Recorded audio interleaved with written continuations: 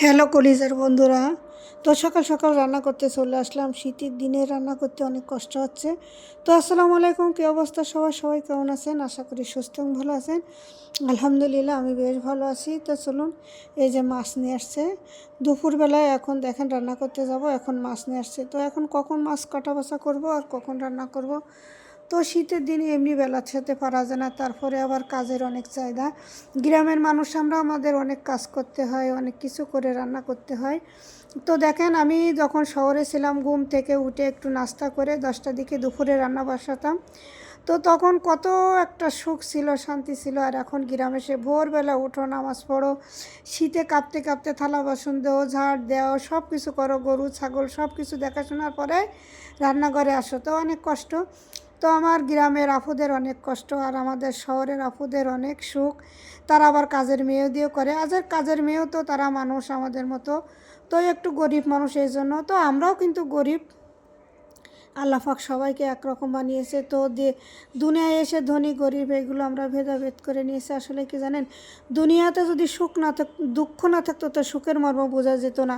আর দুনিয়াতে যদি গরিব না থাকতো, তো বড় লোকের মর্ম বোঝা যেত না। তো সব জিনিসে আল্লাহ মিলাই দিয়েছে, আলহামদুলিল্লাহ। তো আমরা অনেক ভালো আছি। তারপরেও বলবো যে আসলে শীতের জিনিস সবার একটু কষ্ট হয়, তাই সে গ্রাম হোক আর শহর হোক।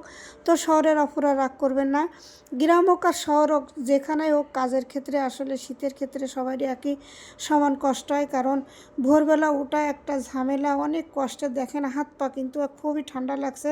তারপরেও কী করব বলেন, ভিডিও বানাতে হবে, কথা বলতে হবে, ভিডিওর ভয়েস দিতে হবে, এডিটিং করতে হবে, অনেকগুলো কাজ। এই কাজগুলো নিয়ে আসলে সবসময় ব্যস্ততার মধ্যে থাকা হয়। কখন ভিডিও বানাবো, কখন কি করব, আরও শীতের দিনে পারা যায় না। তারপরেও যদি বাচ্চা কাচ্চা থাকে সামনে, তাহলে আরও তো ঝামেলা। তো কথা বলতে বলতে দেখেন আমি রান্না কিন্তু প্রায় শেষের দিকে আসছি।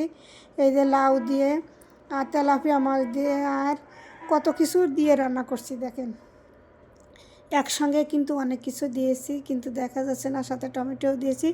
তো একসঙ্গে অনেক তরকারি দিয়ে রান্না করলে কিন্তু ভালোই লাগে, খেতে ভালো লাগে। তো আমার আকাশবাবু বলে, মা জেলখানার তরকারি রান্না কখনও করবে না, আমার খেতে ভালো লাগে না। কিন্তু আমার আবার ভালো লাগে।